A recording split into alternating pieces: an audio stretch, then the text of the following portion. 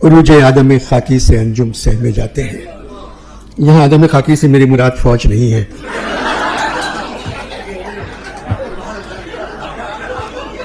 عروج آدم خاکی سے انجم سہمے جاتے ہیں کہ یہ ٹوٹا ہوا تارا مہر کامل نہ بن جائے.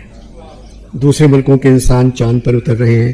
تم لوگ عید بقرعید رمضان کا چاند دیکھنے کے لیے کروڑوں روپے خرچ کر دیتے ہو.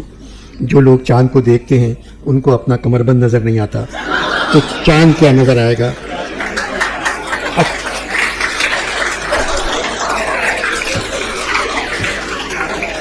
18 مولویوں میں سے 11 کے کمر بند کرسے سے نیچے لٹکتے نظر آتے ہیں.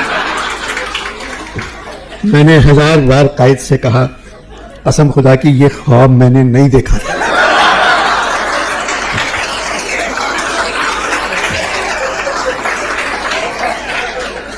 قائد نے 10,000 بار مجھ سے کہا علامہ یہ پاکستان میں نے نہیں بنایا تھا. 72 برس بعد اب ہر لیڈر یہ کہہ رہا ہے ہم پاکستان کو قائد اور اقبال کا پاکستان بنائیں گے. یہ صرف پاکستان کو اپنا بنا لیں اور قائد اور اقبال کو بھول جائیں. قائد کے بارے میں تم نے پوچھا ہے اپنی پیدائش قائد کے بارے میں تم نے پوچھا ہے. انور مقصود اپنی پیدائش کا دن نہیں مناتے. اپنی برسی کا دن بڑی شان و شوکت سے مناتے ہیں.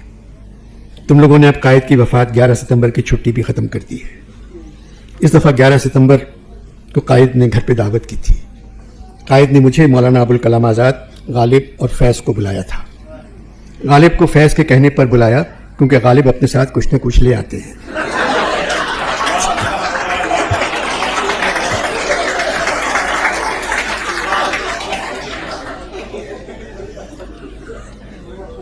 پاکستان پر گفتگو ہوتی رہی.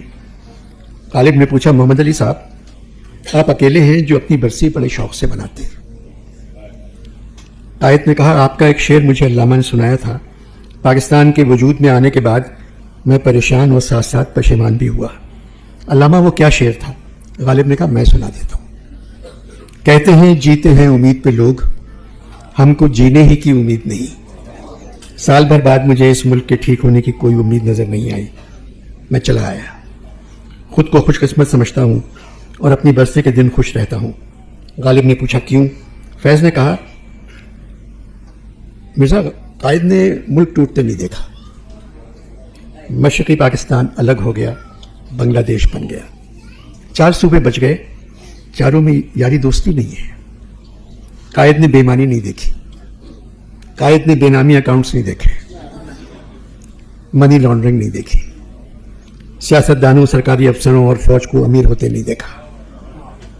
تہذیب اور تمدن کا زوال نہیں دیکھا. آئین کے ٹکڑے ہوتے ہوئے نہیں دیکھے. علامہ نے تو کہہ دیا تھا وطن کی فکر کر ناداں مصیبت آنے والی ہے, تیری بربادیوں کے مشورے ہیں آسمانوں میں.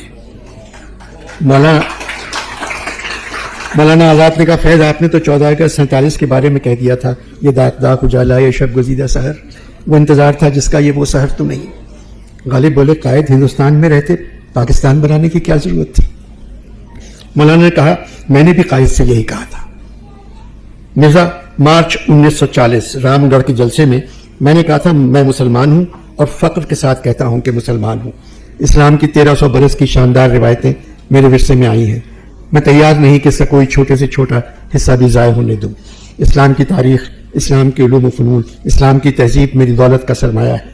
میرا فرض ہے میں اس کی حفاظت کروں. اب اسلام اس سرزمین پر ویسا ہی دعویٰ رکھتا ہے جیسا دعویٰ ہندو مذہب کا ہے. اگر ہندو مذہب کئی ہزار برس سے سرزمین کے باشندوں کا مذہب ہے تو اسلام بھی 1000 برس سے اس سرزمین کے باشندوں کا مذہب رہا ہے. قائد نے کہا مولانا آپ حال میں رہتے تھے, ماضی میں گم تھے, میں مستقبل کے بارے میں سوچتا تھا. آج ہندوستان میں مسلمانوں کے ساتھ کیا ہو رہا ہے؟ مجھے معلوم تھا ہندوستان میں آنے والے لیڈر گاندھی کی طرح نہیں ہوں گے. یہ تو گاندھی کا کرم تھا کہ مسلمان خوش تھے. غالب بولے گاندھی کا نام بھی تو کرم تھا. مولانا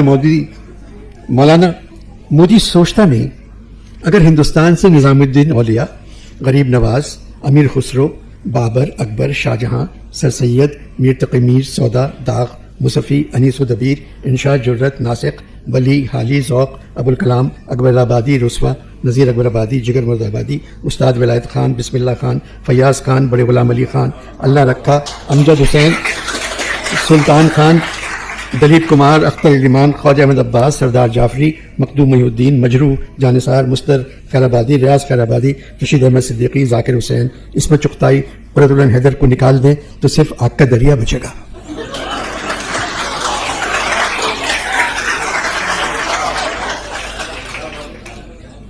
مولانا نے کہا مرزا آپ نے اپنا نام نہیں لیا. غالب نے کہا اگر 1947 تک زندہ رہتا تو قائد کے ساتھ پاکستان چلا جاتا. بات یہ ہے مولانا اب ہندوستان مسلمانوں کا ہی نہیں شریف اور پڑھے لکھے ہندوؤں کے رہنے کے قابل بھی نہیں رہا. ہر چشم گریہ ناک ہر ایک کے چہرے پر خاک کشمیر ویرانہ. مولانا اس کے بسنے کو مدت چاہیے. سارے مسلمان خاموش نہ شکوہ شکایت نہ حرف و حکایت. جو دھواں امیر کے دل سے اٹھتا تھا اب وہ ہر مسلمان کے گھر سے اٹھ رہا ہے. مسجدیں اور گرجا جلائے جا رہے ہیں. بستیاں اجاڑ کر اب لوگ پچھتاتے بھی نہیں. مولانا دلی تو کئی بار اجڑی پھر بس گئی مگر ہندوستان پہلی بار اجڑا. اتنا بڑا ملک ایک خرابے میں تبدیل ہو گیا ایک موذی کی وجہ سے. کشمیر کے لوگوں کا حال تو میر لکھ چکے ہیں. دن رات میری آنکھوں سے آنسو چلے گئے برسات اب کے شہر میں سارے برس رہی. مولانا کا سنجیدہ گفتگو بہت ہو گئی اب کچھ شعر و شاعری ہو جائے. قائد اڑ گئے. آپ شاعری سنیں میں کھانے کا انتظام کرتا ہوں. قائد چلے گئے. قائد کے جانے کے بعد مولانا نے مجھ سے کہا قائد مجھے پہلے سے کچھ بہتر لگے.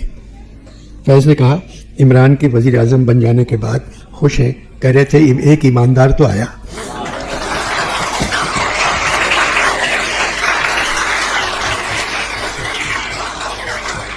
مولانا نے کہا اگر سربراہ ایماندار ہو تو ملک کے حالات خود بخود ٹھیک ہو جاتے ہیں.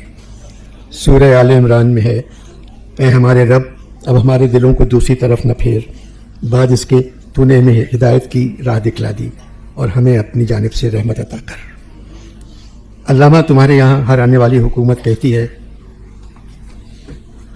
تم نے کیا میراث بخشی ہم کو قرضوں کے سوا. چلو فیض اپنے 4 شعر سناؤ. فیض صاحب نے کہا ہے اپنی کشت ویراں سرسبز اس یقین سے ہے اپنی کشت ویراں سرسبز اس یقین سے آئیں گے اس طرف بھی ایک روز ابرو بارہ. فیض نے کہا مرزا آپ کی نظر تیری نظر کا گلا کیا جو ہے گلا دل کو تو ہم سے ہے کہ تمنا زیادہ رکھتے ہیں.